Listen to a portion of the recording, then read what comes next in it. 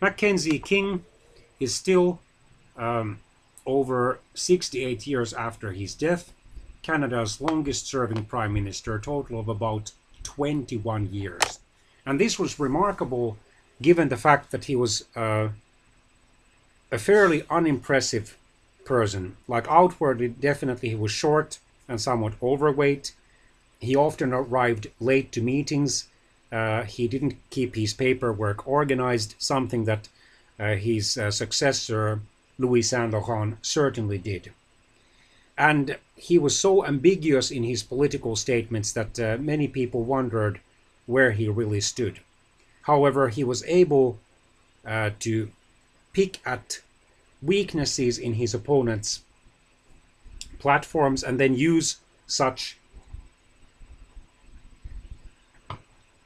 events as the so-called King-Byng scandal in 1926, and of course the ravages of the Great Depression in 1935 to return to power. When he finally retired in 1948, he was able to hand over power to his virtually hand-picked successor, Louis Saint-Laurent. And he compared politics to sailing a ship, and he said that you had to regard the prevailing wind. And then he once pointed to the spire of a distant church. He said, look at that church or that spire. If I try to reach that point directly, I shall drown, because it was on the other side of a lake or river. But he said that the way to reach that point was to go around, go about, and then eventually he would get there, although at times he would actually seem to be going somewhere else. King was born in December 1874 in Kitchener, Ontario, and he died in July 1950, aged 75, in Chelsea, Quebec. He was educated at the University College of Toronto, then at the Osgoode Hall Law School, at the University of Chicago without a degree, and finally at the Harvard University. A modernizing technocrat who regarded managerial mediation as essential to an industrial society, he wanted his Liberal Party to represent liberal corporatism to create social harmony. And under his cabinets, Canada finally enacted some parts of the so-called welfare state. So his terms as Prime Minister, the first one from December 1921 to June 1926, the second one from September 1926 to August 1930, the third one from October 1935 until his retirement in November 1948. Scholars attribute King's long tenure, some 21 years, as party leader to his wide range of skills that were appropriate to Canada's needs. He understood the workings of capital and labor. Keenly sensitive to the nuances of public policy, he was a workaholic, although by no means an organized workaholic, with a shrewd and penetrating intelligence and a profound understanding of the Canadian society's complexities. Still back then, it wasn't a requirement that a native English-speaking Canadian Prime Minister should speak French at least well enough to use it in his campaign speeches and in his parliamentary speeches. Had that been an unofficial requirement, King would certainly not have lasted long as Prime Minister. But he had shrewdly these Quebec lieutenants, the latest of whom was then, of course, Louis Saint-Laurent, his successor as the Canadian Prime Minister. Cold and tactless in human relations, he had many political allies but very few close personal friends, and he was somewhat of a mystic. He actually relied on mediums, and he claimed that he had conversations, in quotation marks, with his beloved late mother and the late Prime Minister Wilfrid Laurier, and even with his dead dog. that when one of his dogs died in 1941, he sang hymns.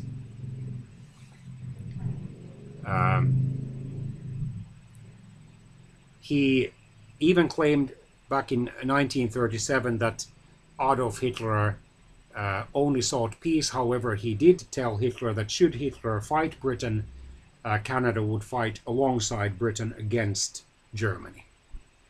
In 1997, the Maclean's Magazine of Canada surveyed scholars, professors, and other highly educated people and ranked King first among all of Canada's prime ministers until that time, ahead of Sir John A. Macdonald and Sir Wilfrid Laurier. As historian Jack Granatstein notes, the scholars expressed little admiration for King the man, but offered unbounded admiration for his political skills and attention to Canadian unity. On the other hand, political scientist Ian Stewart in 2007 found that even liberal activists have but a dim memory of him. And in one Canadian's poetic statement, he said that truly he will be honored where people, or remembered where people honor ambiguity and something else, and political longevity was the last one. He never said clearly where he stood on controversial issues when he could avoid it, while one of his predecessors as Prime Minister, Meehan, never hesitated to publicly announce his views on controversial issues.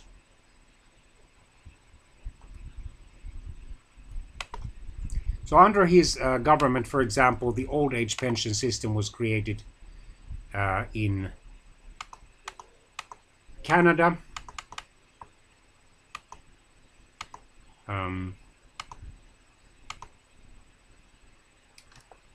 In 1923, the King government passed the Chinese Immigration Act, which banned most Chinese immigrants from Canada.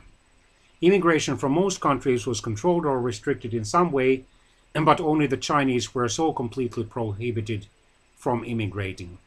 This was after various federal and ministers and some provincial ministers, especially British Columbian ones, had put pressure on the federal government to discourage Chinese immigration.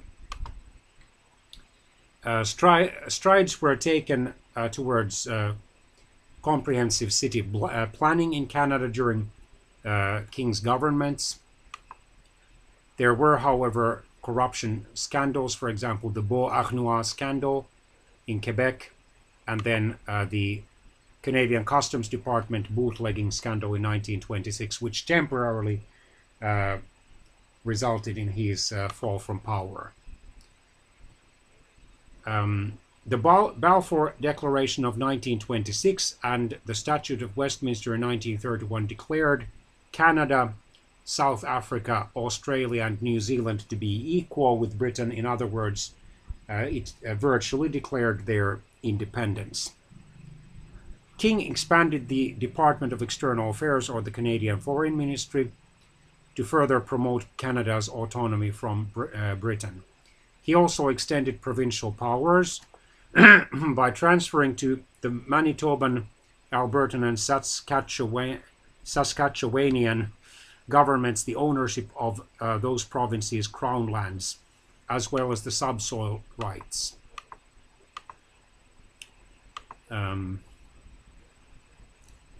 The Federal Home Improvement Plan of 1937 provided subsidized rates of interest on rehabilitation loans to 66,900 homes, while the National Housing Act of 1938 made provision for the building of low-rent housing. Another housing act was later passed in 1944. Its goal was to provide federally guaranteed loans or mortgages to individuals who wished to repair or construct dwellings through their own initiative.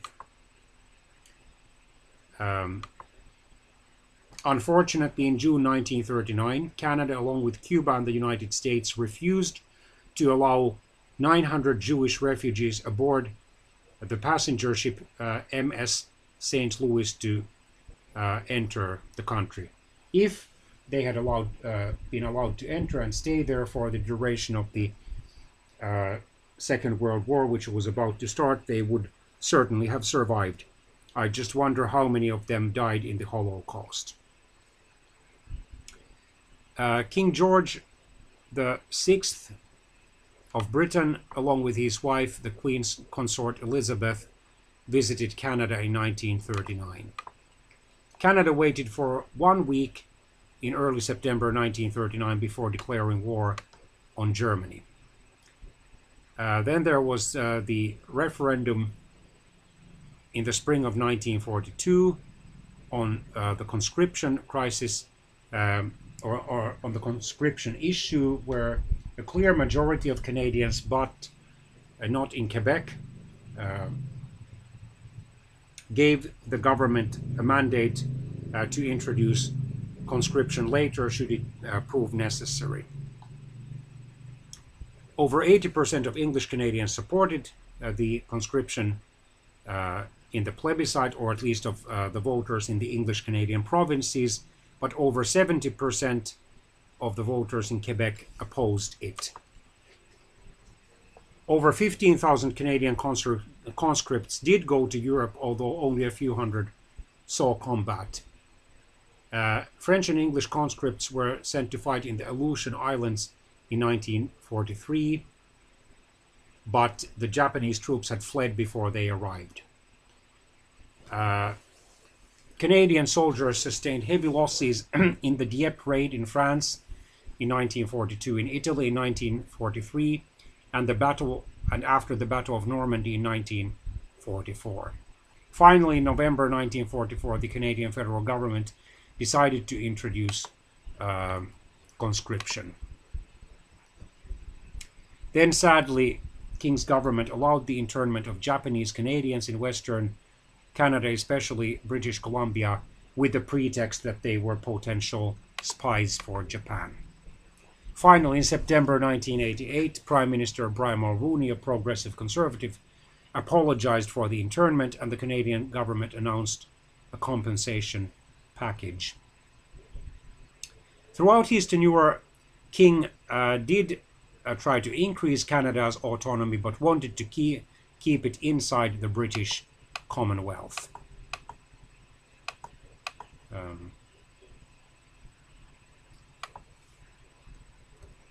He lacked a commanding presence or oratorical skills. He did not shine on the radio or newsreels, and there was scant charisma. And his allies were even annoyed by his constant intrigues. And he's not remembered for great major policy innovations as Prime Minister. Christopher Moore says, King had made Parliament will decide his maxim or principle, and he trotted it out whenever he wished to avoid a decision. However, he was keenly sensitive to the public policy's nuances, and he worked hard, although he definitely did not keep to the schedule. He never married, but had several close female friends. And there are some passages in his diaries which have caused certain historians to claim, or suggest rather, that he regularly had sexual relations with prostitutes. Along with Wilfrid Laurier, he was the only other Canadian Prime Minister to be in office during the reigns of 3 Canadian monarchs. In Laurier's case, Queen Victoria, King Edward VII, and King George V. In King's case, King George V, King Edward VIII, and King George VI. He was ranked as the greatest Canadian Prime Minister by a survey of Canadian historians, and he was named a person of national historic significance in 1968.